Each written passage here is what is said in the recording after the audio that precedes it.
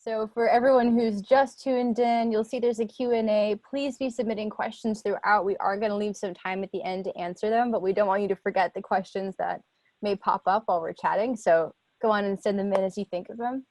I don't want to steal your thunder. So would you all want to start by introducing yourself, talk a little bit about your background and your current line of work? Parker, I see you first in my window. Would you like to start? Sure. Hello, everybody. Thank you, Tech Talent South, for inviting me to speak today. I'm a legal counsel for Ochsner Health System, which is a health system that has hospitals and clinics located mainly in Louisiana and Mississippi. I've been here for about 8 months now, so I'm still somewhat new, but I focus mostly on helping the system with their technology contracts, mainly software, privacy issues, and that sort of thing. Before then, I was in private practice in New Orleans, and I'm a Louisiana native. Thank you. How about you, Karl? So Karl Hightower, I'm with Novant Health, which is a hospital and medical group system in the Southeast U.S., based in Charlotte and Winston-Salem. So we have 16 hospitals and about 670 something clinics, so decent size. I've been here a little under 2 years as Chief Data Officer, so I own all data, defined, presented the metrics, kind of getting it ready for the next generation of where we're moving. So I'm not from healthcare, so I came from other industries kind of doing the same thing. So it's been interesting. Obviously, the last few months have definitely accelerated things quite a bit. But as we look at healthcare going forward, it's really going to follow some of the patterns in other industries that retail, telecom, and banking and other industries where I actually spent quite a bit of time have gone from. So it's fun, but at the same point in time, it's a lot of ground to make up. So last but certainly not least, Amy.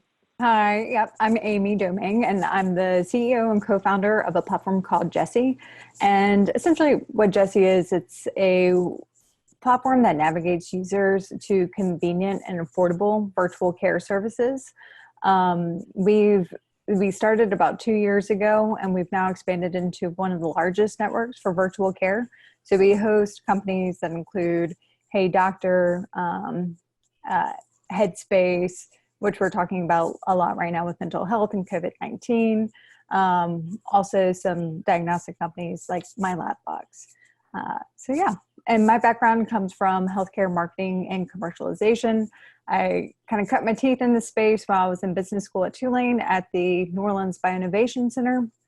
And I worked with a few startups and then caught the bug and ended up starting my own company. Awesome. Thank you all so much. So we'll keep this casual. Please don't feel the need to go in any particular order. Only speak to what you feel inspired to, and we'll go where the conversation takes us. So that's great. My first question for y'all, how has telehealth or virtual healthcare impacted patients' access to care, quality of care, and cost of care? I'll take the first go, and I would love to hear from Karl and Parker as well. From our standpoint, what we see from both the payer and the user side is that there's huge cost savings. So one of our payers, they did a study to see how much cost savings were attached to it. And on average, large insurance companies were saving about $200 every single time a user opted into a virtual care service, as opposed to seeing a physician in person. And the reason why we're seeing these cost savings is because it's cutting out the need for the overhead cost of rent, administrators, mid-levels, and instead, really what you're paying for is the cost of the physician's time. And then in terms of the quality of service, we're seeing that patients are actually getting more time with their providers through virtual care. A typical virtual care visit is typically between 15 to 20 minutes long. This is sometimes longer than what they get when they see a provider in person in the clinic. And they're also getting undistracted time from the provider. So they're not having to deal with the distractions of being within a clinic setting and having computers running from them. Instead, you're face-to-face on the video having that conversation. Yeah, no, go ahead and echo what Amy said in terms of the cost savings. You know, another big area of opportunity for virtual healthcare is as a complement to systems that manage specific types of chronic conditions that patients may suffer from, like hypertension, like diabetes, where it's really difficult to, you know, make sure that the patient is monitoring, you know, their key indicators for those conditions. And it's an inconvenience for the patient to constantly have to come back and see the clinician in person. And so pairing those virtual visits with things like wearable devices that help to monitor their condition has been seen as real opportunity for us. Yeah, I think that brings a really good point, that's a big opportunities for the continuing management of chronic diseases. And even we see with COVID-19, women who are pregnant, who it's a higher risk for them to come into the practice, they're starting to do their follow-up care visits through virtual. But where the limitations are, and I know we're going to get into this a little bit later, Mary, but I wanted to say that, you know, for everybody who's tuned in and listening about when it comes to these serious diseases, still providers, they will not diagnose and start treatment without that in-person care. And I think that's where telemedicine is such a great complement to that initial visit, is that once the patient gets to a point where they've understand what they need to do to manage their own, let's say diabetes or depression, is that they can then use virtual care as a convenient and more affordable option for making sure that they're staying on track. Any other thoughts on? Yeah, and I'd say that virtual care, as you start to get into the more advanced, not just wearables, but devices. I know that we have a deal with Tyto Care as we've rolled that out. Now that we can get those vitals remotely and be able to have the physician or the provider be able to see what's going on and be able to interact off of that. So it's now being able to kind of bridge some of the gap of just not just on the phone or seeing, but now actually getting to have some of those vitals come back. So it's much more interactive and starting to take a deeper level. And those devices start to really progress.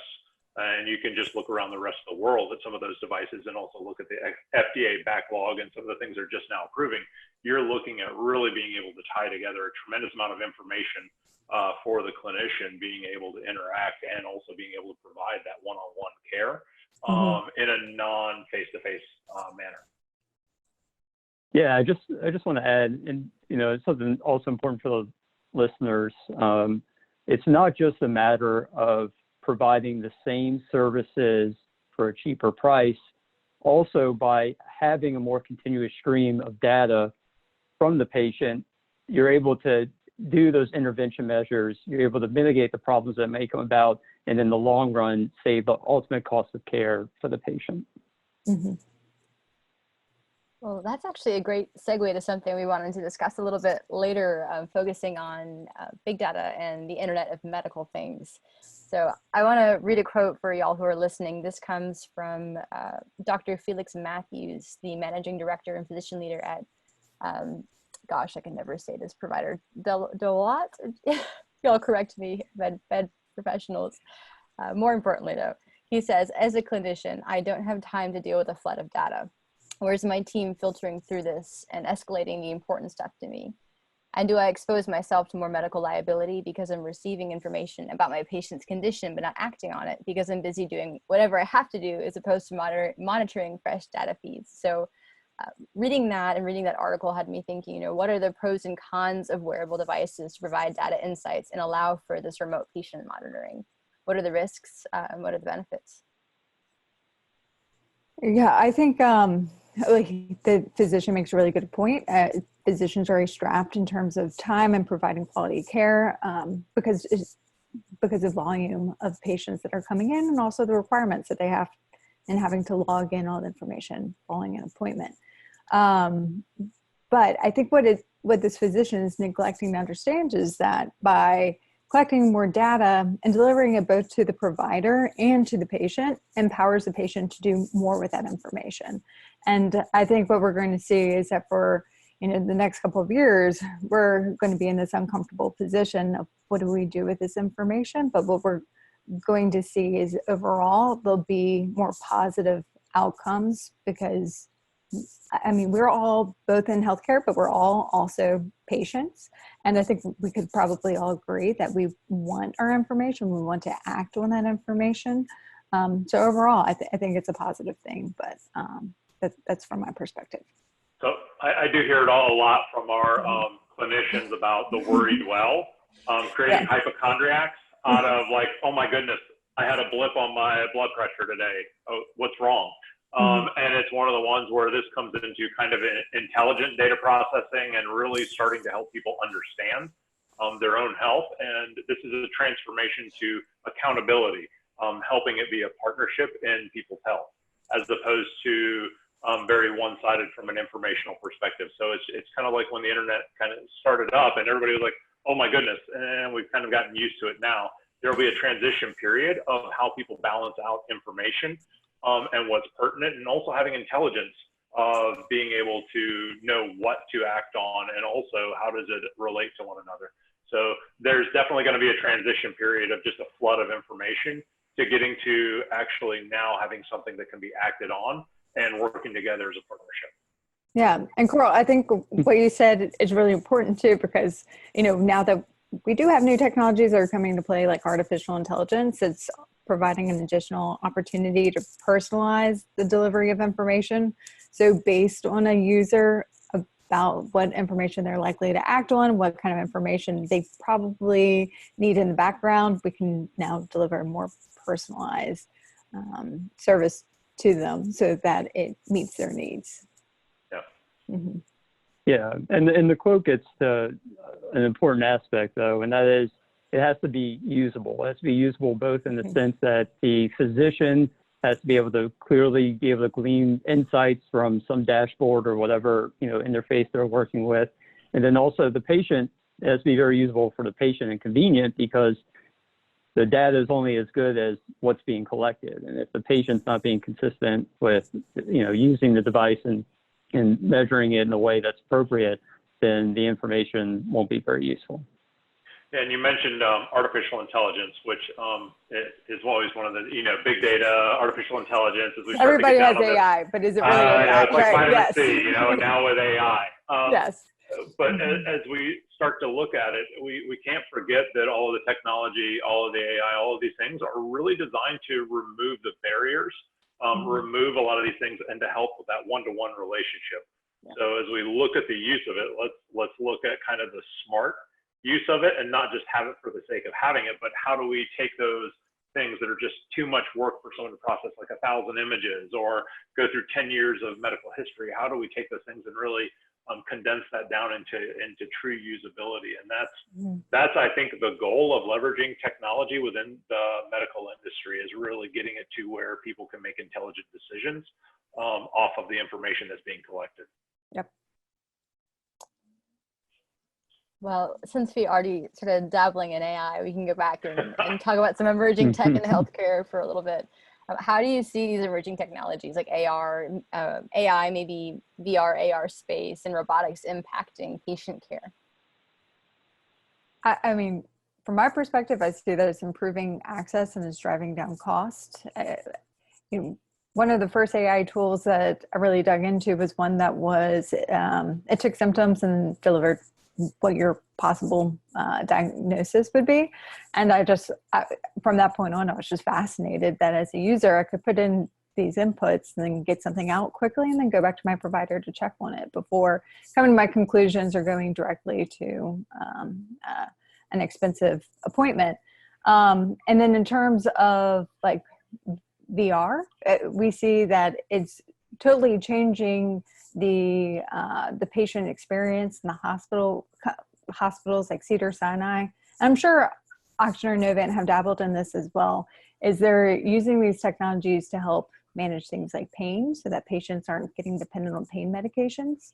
And they're also using it to incentivize patients to get out of bed more quickly after they come out of complicated surgeries, so they can get on with their physical therapy. So it's a really exciting space. Parker, Karl? Yeah, so I'll and Karl, I'm sure, can back me up here. I'll be the lawyer and talk about all the risk and issues that come up. The first big question is always about cost. We, of course, as a society, we have all these concerns about health cost inflation, and some of that is just a natural inflationary pressure, but some of it is we're adding on all these new capabilities that do provide benefits to the patient, but there is an added cost because it is an add-on. And so there's always that concern there. And then there's always, at least from the lawyer's perspective, the risk allocation. How is this going to be divvied up? Because like with most technology-related contracts, the vendors are going to want to disclaim liability. They're going to want to say, the physician has to rely on their own judgment. They can't rely on, the information that comes out of the system. And they're going to have all of these lingering questions about, well, if this is such a great technology, then why do you want to limit your liability to $10,000 on a $1 million deal? So there is some of that pushback that I think is going to somewhat slow down some of this adoption of these different technologies. You're right on the liability. That's why I usually say it's assistive intelligence. It's designed to help the clinician make the decision. So it's there to assist and really give them the information distilled down in a way where they can leverage making that decision with it. We also are very transparent with how things get to where they are. Do not like black boxes because we have to make sure that it is trusted and our clinicians buy into it 100%. So this is one where it's not just trust it. It's no, let's have a partnership in how things are created and how things get to where they are. This is one of the questions in there is, so we have an AI institute that we leverage really to vet down all of the ideas and all these things are out there. We're always scouting, but it's really making sure that we have viable use cases to put these things in and test and try and make sure that they're adopted and that we help nurture it so that no one feels like they have to go out and get a solution on their own. We're really trying to make sure that we're looking through the market and cycling through to what's real and that what can be put in place to really mitigate and help move forward. And we have, our legal team is deeply embedded in that because we are trying to make sure that the risk is not one-sided. Yeah. Another key thing to talk about when you're talking about AI in healthcare, of course, is privacy, because in order for these AI solutions to be developed, they have to be fed with data. And so the question is, what data are you feeding? And so it's always kind of a tug and pull with the AI vendors about, what type of access are they going to have to our patients' data, including de-identified data? What are they going to do with it? How are they going to use it to fuel their algorithms? And that's always a sticking point. Well, you've given me another perfect lead into another topic we wanted to explore, which is, security. So what are some of the greatest cybersecurity threats facing healthcare institutions today? And what preventative measures are we taking to protect patients' data? Yeah, I'll jump in. I'll just say, well, the number one cybersecurity threat is your workforce, because it's always people who are leaving laptops and misplacing things and not being careful and clicking on those phishing emails. But, I think that there is a bunch of new different ways that we're capturing data from these different devices that patients are wearing, for example, tracking technologies in the hospital itself. And it's not always easy to verify just how secure those things are. And so, one of our big approaches is audit. Do security audits all the time, get third parties to do it. We do it internally, and just really trying to find those vulnerabilities before someone can exploit them. Yeah, I would echo that as well. I mean, part of this is, as you know, we have our cloud program, and all of this was really having security and audit up front and being very cautious as we leverage these technologies to look at how do we lock them down as best as humanly possible as we do anything going forward. And this is also one where we've started up also an ethics program around data use. And really making sure that we're looking at it, just not what's possible technology-wise, but what's responsible for the patient. And that's something that we are very conscientious about. Well, we touched a little bit on digital transformation and implementation of AI and new technologies in the healthcare space.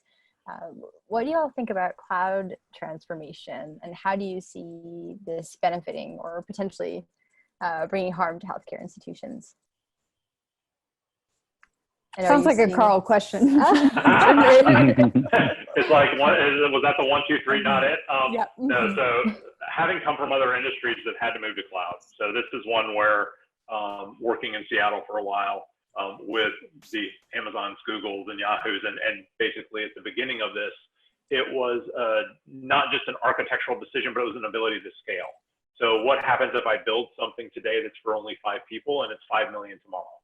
Am I able to deal with this? So as you look at it, do you want to go buy and take the gambles on that type of infrastructure? Or do you want to look at how do we leverage something that can scale across the globe, really, as we start to look at more of a global-based economy?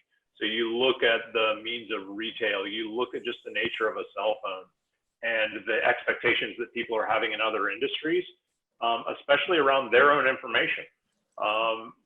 This comes into, I want to see my health records. Well, I don't want to go pull out a folder file. I want that on my cell phone. I mean, that's the expectation that's coming.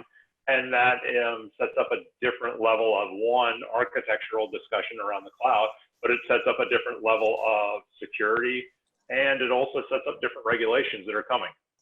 So it's an interesting world. I don't know how you do it without it. Because every single group would be like, okay, so capital-wise, how are we going to afford building this? Where's our data center? I mean, it would just be a very different discussion at that point. Yeah, and one of the things that could keep me up at night is just the idea that a SaaS provider or a cloud services provider has all the keys, and you never know if the company that you're working with that has very reasonable representatives is going to be taken over by somebody who's not as reasonable, or is going to go bankrupt, or any number of things can happen.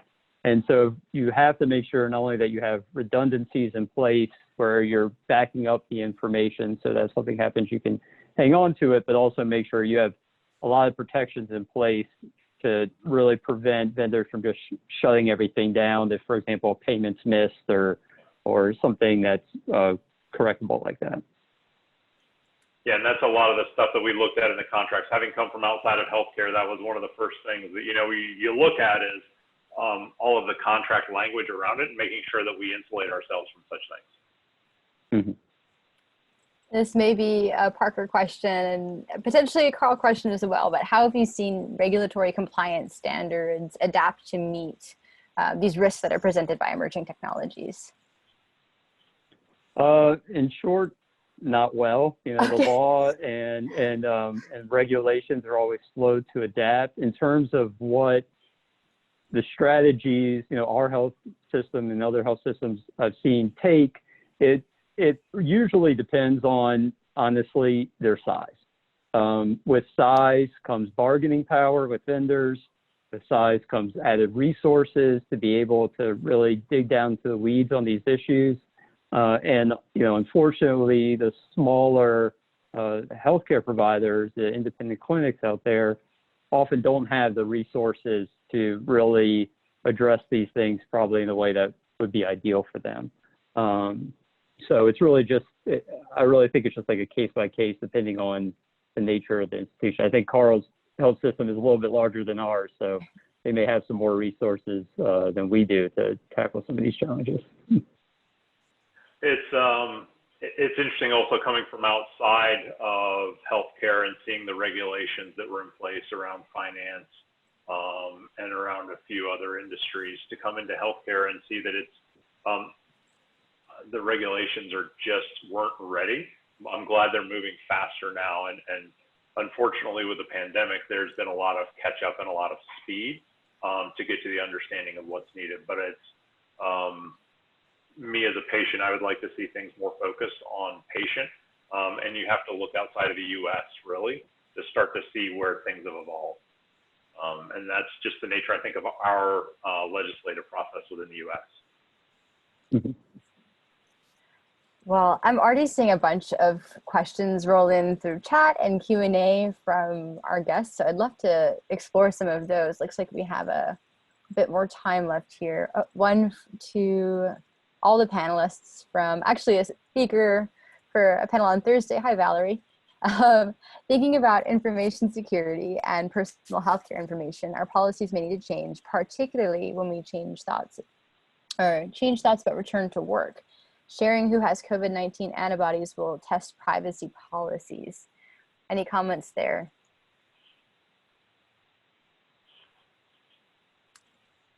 So is the question about just disclosing that you have COVID antibodies to your employer? Is that the? That's what it looks like. And I Valerie, guess, if you're yeah. still tuned in, feel free to send a comment in the chat on that. Yeah. I think it seems like she's suggesting our policies may need to change when we think about returning to work, whether or not we should share who has COVID-19 antibodies. Yeah. She said you'll probably need to wear a badge. This sounds like a really bad Twilight Zone episode. This one's going to be hard because you look at, I don't think we know enough about the nature of the virus yet and whether or not you can get it again. Also from the preliminary studies on the antibodies out of Stanford, it does not appear like it actually is as reliable as they believe that it is. So that may change it, but now I understand where the question came from. Hey, do you have I've already gotten this card. So there's a lot of talk about what level of information am I going to be forced to disclose around this whole thing. This will be a battle of personal privacy versus societal safety. So it is going to be very interesting pivot point, I think, within the development of the world, to be honest. Yeah, and then companies are going to have a plan for, what do you do for both sets of employees, because you can't discriminate against somebody on the basis of a health condition. And so, you could run into some issues there if you're limiting your workforce's opportunities in a way based on, their COVID status, and they're now providing some kind of accommodation to allow them to continue to do their work just because they haven't had it yet, for example. Mm-hmm. And I think because there is limited information on, come this fall, we could be looking at a completely different type of COVID that we're facing. So whether or not people who got it earlier, whether or not they could be reinfected will be a question that's going to get brought up. But I think when we're talking about COVID-19 in the workplace, it's all about spread prevention. So it's even though employers are requiring that you disclose if you have COVID, it's still left to the individual to make that disclosure. So it's still about putting that power into the individual's hand to act on it to keep everyone healthy. Yeah, and there's nothing like a public health crisis to make a society rethink its privacy norms. So, be interested to see, you had all this lead up concern about privacy when this happened. And then who knows, when we come out of this, maybe there'll be a shift change and people will start having, a more balanced approach to their concerns about privacy versus things that are for social benefit. Mm-hmm. We received a question. I think we touched a little bit on this earlier, but any other thoughts here? With all this healthcare moving online, how is security being handled? So is that still, do you think, more in the individual employees' hands, or are there additional concerns with healthcare moving online?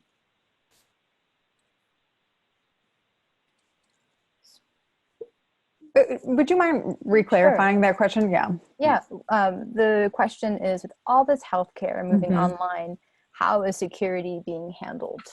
Yeah. So kind of what's great about government regulation. I mean, we complain a lot about government regulations, but what's also great about it's like the FDA is that they set the standards for which anybody in healthcare has to follow, or else there's significant penalties.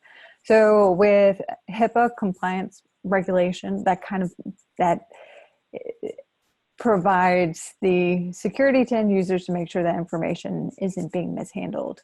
But I mean, Karl, Parker, I know y'all have seen instances where the information can still be compromised. I think but- Parker, you Yeah, I mean, touched on it with people Yeah. being one of the Yeah. weakest links Exactly. in any of I this. see it less with technology and more with Right. individuals. Yes.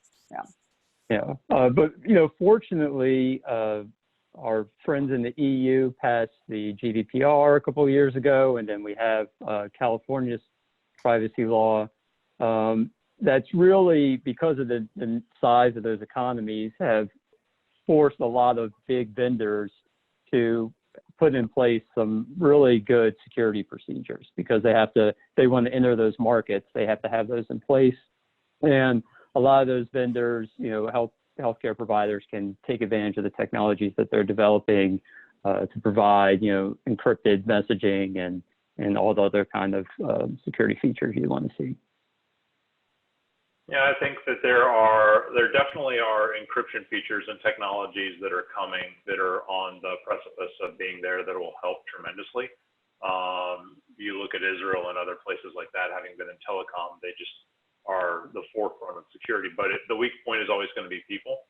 And this comes into how do you minimize that as much as possible and spread out what people can access in a decrypted fashion. It's funny, though, being in healthcare to see fax machines still used. Having not had to use a fax machine in 12 years until getting into healthcare. So it's funny, we're talking about all the electronic data and there's still a tremendous amount of paper involved in it. So it is a different concept as far as the whole privacy cradle to grave. Another question from a guest tuned in. Curious if there are any thoughts on if the healthcare industry is generally behind on technology. If yes, thoughts on why. Personally, my family doctor still uses paper and files in a cabinet. Yeah, I would say most practices, especially independent practices, are going to be outdated. Large hospital systems like Ochsner are going to be a little bit more advanced because they have the resources to be more advanced. And I think the same thing why healthcare is so difficult to see new innovations come into place is because in order to be HIPAA compliant, in order to meet these regulations and have encryption, it's really expensive. So it creates a massive barrier to entry into the market for new health tech solutions, but also for smaller practices to be able to move forward in today's age of technology. Yeah, and I think most, especially larger, well, I think Amy's definitely right about the scale issue. It's all about scale, and the larger health systems out there, I really don't think that they're behind technology at all. It might be a question of what they chose to invest in because of, the cost issue that's out there. But you have people on the teams of these hospital systems who are at the cutting edge and know all the opportunities that are in front of them. And so it's a question of, what are we going to foot the bill for and what we think is going to improve patient outcomes the most.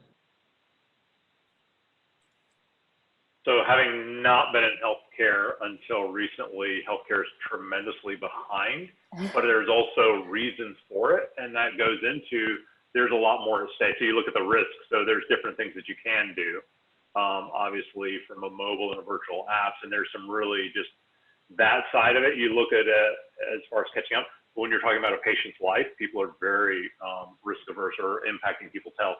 So there's a lot more regulation around it. And I think that's one of the things that there's a balance of how do you leverage that technology to help people. And you're seeing that in imaging, radiology stuff as it goes through. There's a long FDA cycle, which is why when you're in a startup, that's hard to get through. I mean, that's just such a long cycle to have to overcome. And that's also one of the things where if you look at the smaller companies, how do you foster that growth, that innovation, and kind of that challenger mindset? It's harder in healthcare because it's been such a big old boy network of companies that have been able to keep it out, is how do we leverage the new ideas? And that's really where the disruption, I think, is starting to happen, with outsiders from outside of the healthcare industry coming in different places. And you're seeing it in more and more healthcare systems. Great.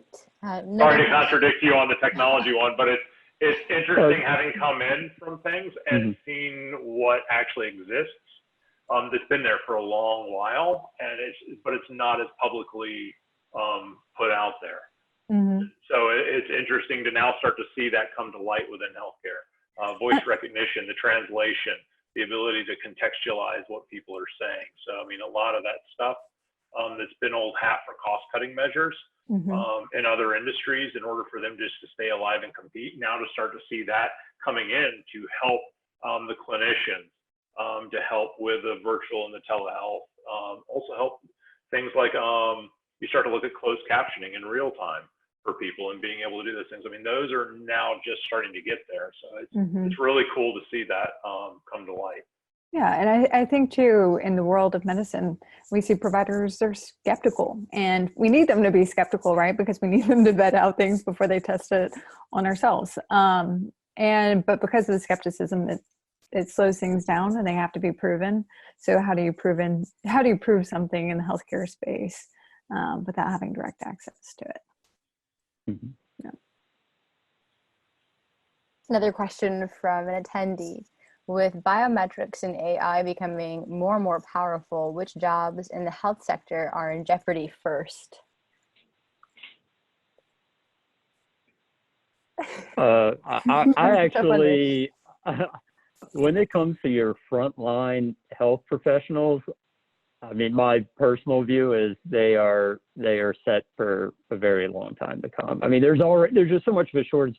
These technologies are being used to save them as much time as possible so that they can get in front of and treat patients. And, I think that you actually are probably going to see much more consolidation and growth of the size of your average health system as technology improves, because, they're able to leverage that to treat more patients, but there's still going to be a lot of care gap out there. There's still a lot of patients who aren't getting treated because of affordability issues or whatever it is. So I think that our doctors and nurses are pretty safe for the time being. All right, next question. For the panelists from Novant Health, what do you see that you like about Olive AI, given the recent contract signing with them? Yeah, so that's one of the ones. I don't want to comment on any specific vendor about this as we go forward, but we have chosen our partners very carefully. We put them through their paces, and we try and make sure that it fits within the architecture approach, i.e. we want them to work within our world as opposed to farming data out everywhere. And this has been it's a very chosen path because we want to minimize risk with any vendor that we choose, AI or regardless. So it's one of the ones where minimizing risk, leveraging how can they get rid of all the bumps in the road. That's what we look for in any of the vendors that we're partnering with. Next question. In the healthcare industry, security with data is information shared with other countries. What works and what does not? Is there a country more advanced than us at the time to secure data? Well, you have to be really careful about what countries you're sharing data with, because under U.S. law, you're not allowed to share data with them. And then a lot of countries are really moving in just their general privacy laws to controlling the flow of data that goes in and out of their country. So you do have to be careful about who your vendors are using to process the information that they're processing on your behalf. And our typical stance on that is don't transfer it outside the U.S. And if you're going to, we have this whole vetting process that we have to go through to make sure it satisfies our requirements. In terms of any other countries more advanced than us, I can't really answer that. I mean, different countries take different approaches to privacy regulation. Some, like the EU, for example, they have a very general approach to privacy, unlike the US, where it's more piecemeal, where we have something focused on finance and something focused on health. So it's hard to say who's more advanced.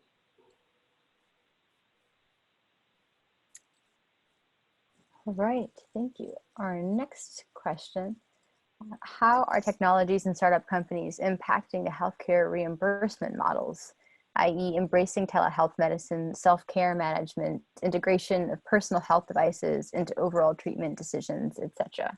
Yeah, well, we saw like with telehealth, there was a major resistance for certain types of reimbursement. So if it was your initial visit with a provider, it wasn't covered by CMS, Center for Medicare and Medicaid. But now with things like COVID-19 coming up and there being a real need for virtual care services, all of a sudden you see everybody's changing the perspective on what type of virtual care can and should be reimbursed. So we're seeing models state by state changing rapidly to accommodate the needs of patients. So again, I think it kind of goes back to our original conversation about COVID, about realizing overall what the net social impact is and making adjustments to the reimbursement to make sure the incentives are aligned.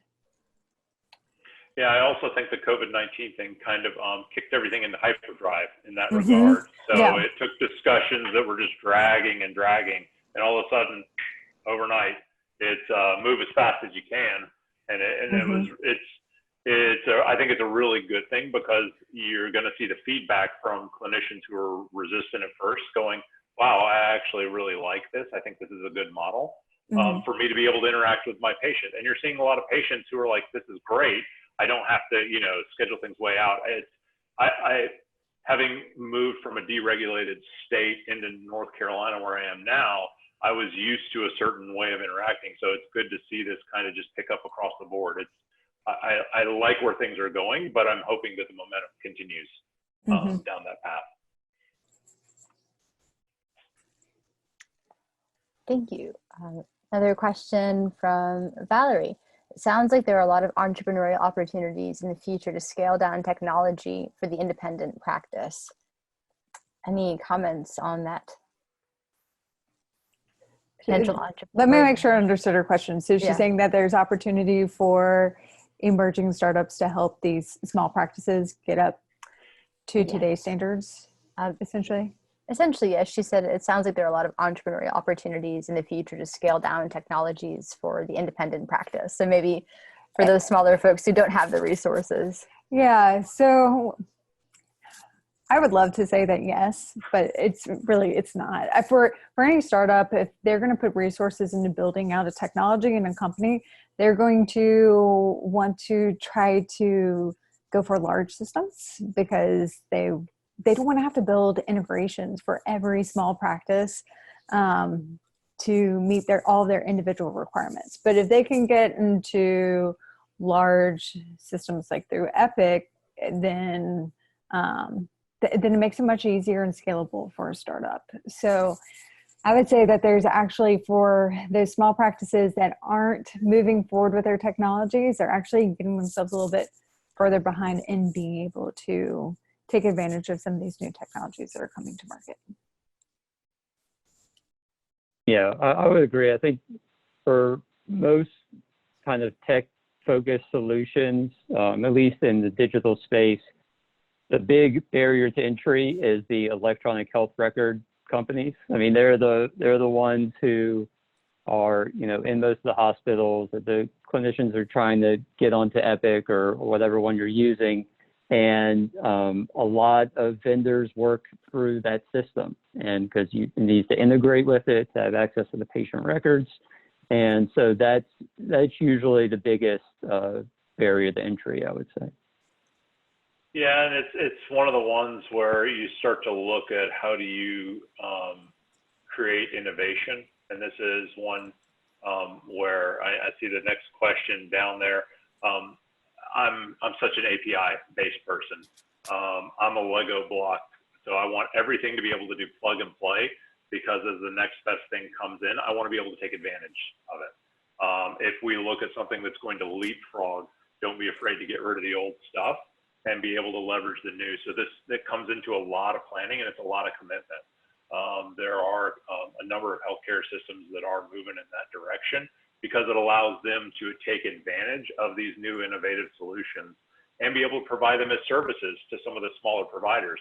So you look at that almost like a franchise model of being able to say, hey, we'll take those things out of your hand that you don't want to do, and we'll provide those as services as we start to move along. But that really comes down to planning. And you are right, the EHR vendors have embraced it very differently, as in, come build in our world. It's like Apple in the early 90s. It's no, our world is king. You have to be entirely us. And that's not the way that a lot of the newer industries are, is they're very much plug and play, and everybody works on kind of an API-based economy. And it is slowly getting there across healthcare, but you can see the movement in different systems. Thank you. Another question from an attendee regarding proving new solutions. What advice do you have on proving a new solution without direct access to large patient populations? So I know there are data sets you can acquire so you can test out your technology as if it were a real patient population, but but what I would say for advice, it's something that we did as a startup. So we went through an accelerator program that was in partnership with Cedars-Sinai Hospital that got us at access to a hospital system. And actually, like, through that access, we decided we don't want to build a company that has to do any integrations. So that's why we went more to the employer and direct consumer market.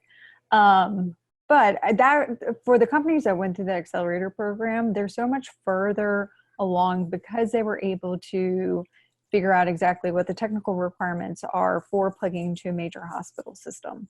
So any way that you can get your foot into the door, kind of from the friendly side of being a startup, wanting to test out your technology is the best method.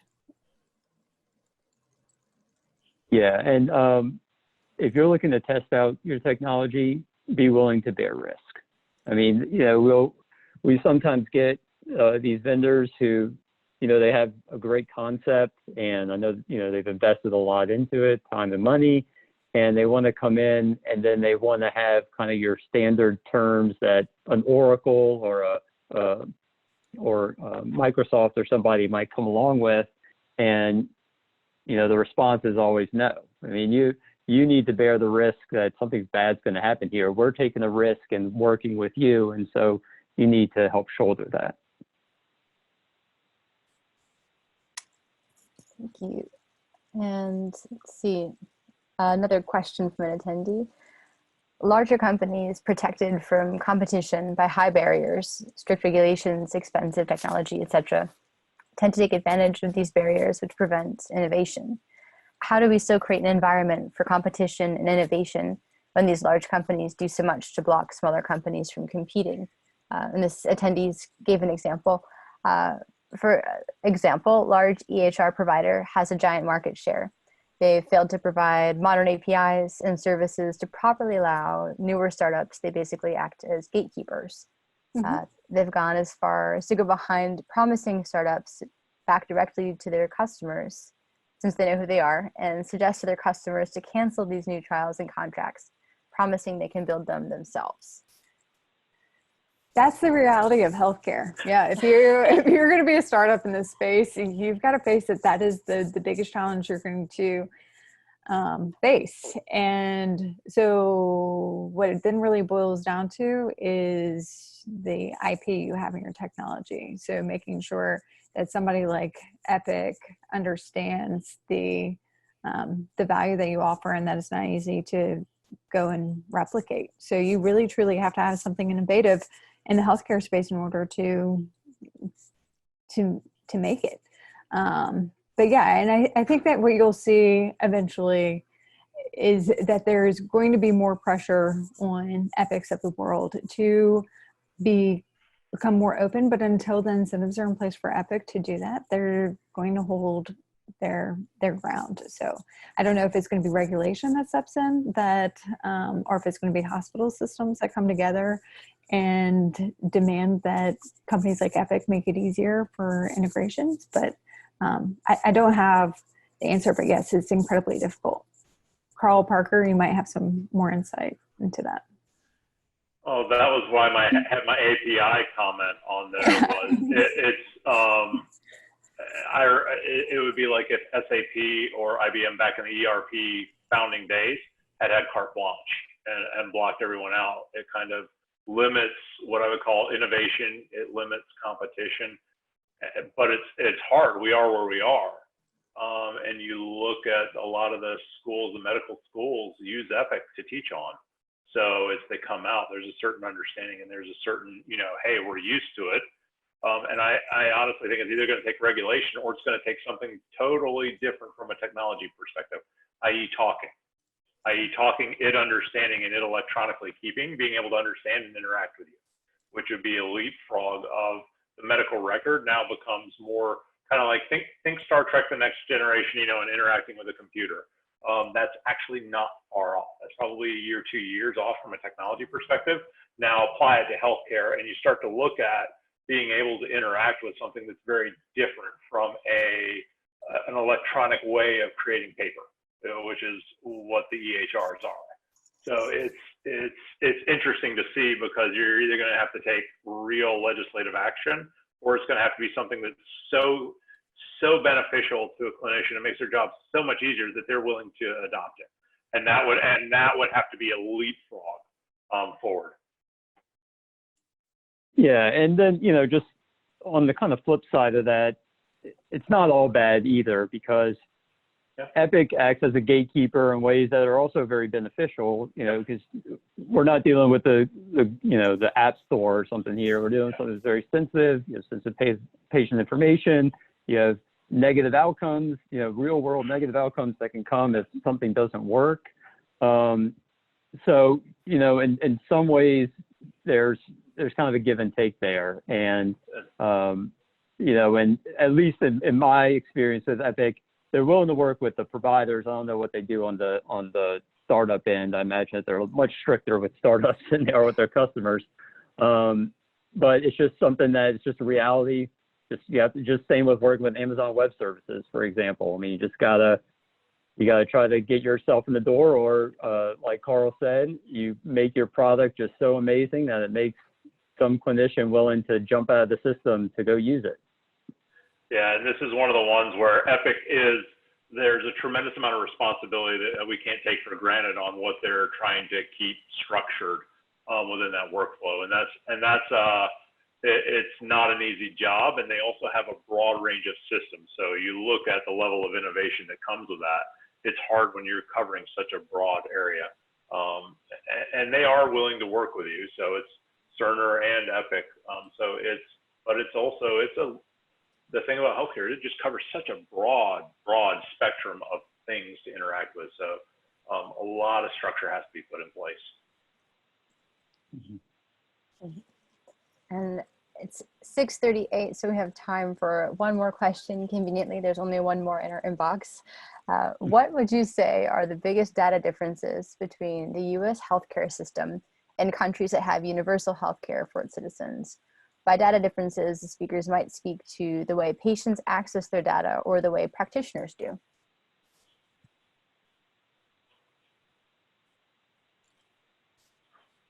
I'm not familiar enough with other countries, how they operate in that regard.